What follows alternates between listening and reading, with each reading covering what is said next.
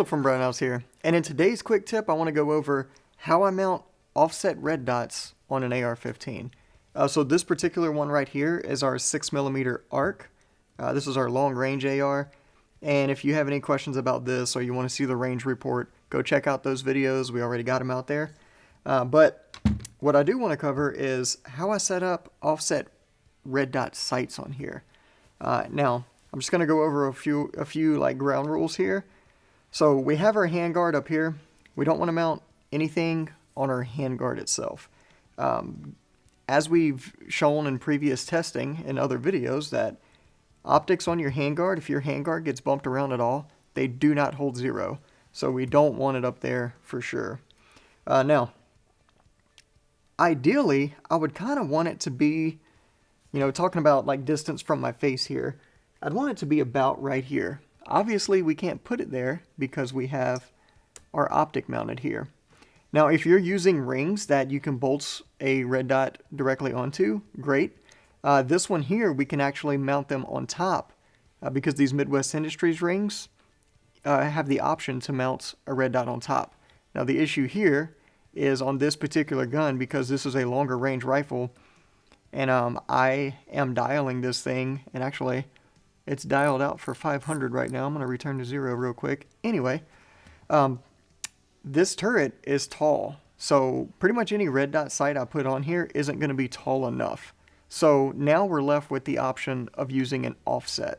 So my offset is going to go right back here because that's the only rail space I have on my upper receiver, and you do want to mount it on your upper receiver.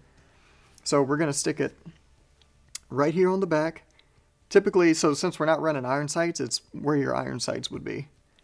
Your rear iron anyway. Alright, now, as you've noticed, whenever I mounted the rifle, I am a lefty.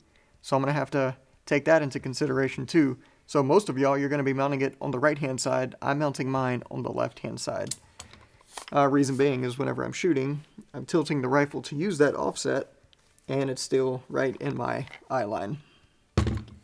And the offset setup we're going to be using here is the Vortex. So this is the Vortex mounting plate, and it comes cut, or it comes with a plate, I should say, that is cut for a DeltaPoint Pro, and they also include a plate that'll fit your aimpoint micro patterns. So any optics using those patterns will work just fine. It just so happens that I have an actual loophole DeltaPoint Pro, so we're going to mount this directly on there. And as you can see, it does say front, and because it says front and it's facing this direction, it's set up for a right-handed shooter. Fortunately, you can switch these around for lefties like me. So I'm going to go ahead and do that real quick here. And another good thing about this mount is you don't have to question torque settings on anything. It's written right on the mount itself. Like these screws I'm undoing right now, it says on there, I'll show you once I get the screws out, but it says 18 inch-pounds. Alright. And as you can see right there, 18 inch-pounds. Alright, so now I'm going to take this plate, and where it says front, I'm going to put front facing forward, but on the left side instead of the right. And I'm going to put those screws right back in.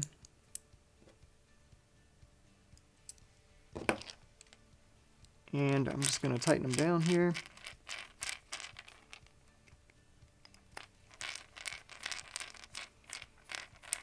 And because these screws are in a weird position, I'm going to torque them down before I try to mount this thing.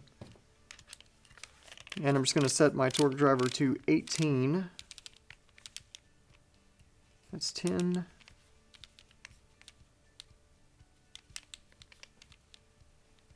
$18 inch-pounds. And just tighten them down. Just like that. Okay, so now I'm going to go ahead and mount this on the rifle, then I'm going to mount the optic to this.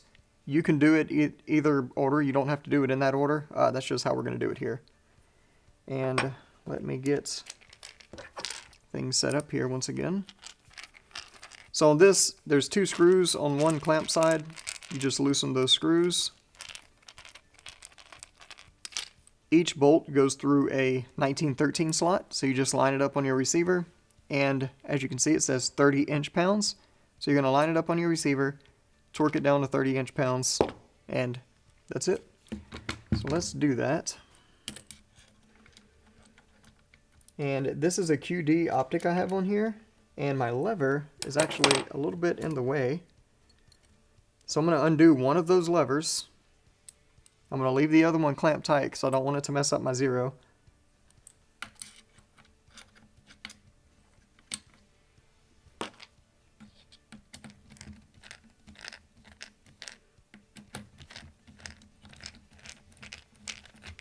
And I'm going to tighten that down now. And I know you can't see on the back side here, but it's I'm just turning screws. Alright, and then this one was 30 inch-pounds. So we'll go to 30, which I passed it. Nope, that was 25. And 30. Okay.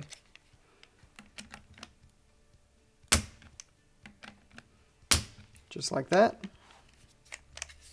And we'll back this way off here. Because this, when you mount the Optic to the plate, that only needs 12 inch-pounds.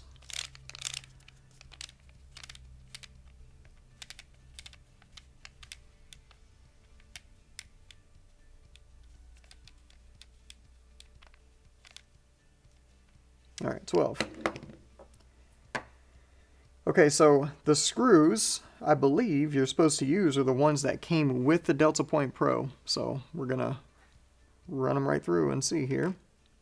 I'm just going to take one screw, insert it, take the other screw, insert it.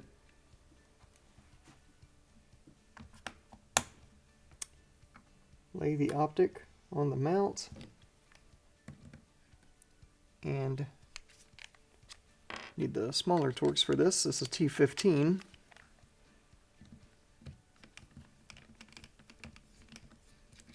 I'll turn those inward here. Snug that one.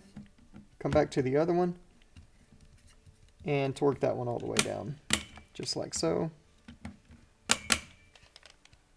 And that's all there is to it. Let me turn this thing on here. Make sure everything's looking good. Well, I guess I don't need that open. Yep, that's perfect. Alright. So, really nifty little intuitive and reversible product there from Vortex. Excellent. I'm going to be using that quite a bit in the future, I can see already. But that's all there is to it. That's how I set up offset red dots on my AR-15. Like I said, if you're a right-handed shooter, do everything I just did, except on the right hand of the rifle. And don't forget to, if you got to move a lever on your scope mount, don't forget to put it back, like I just almost forgot. But that's it.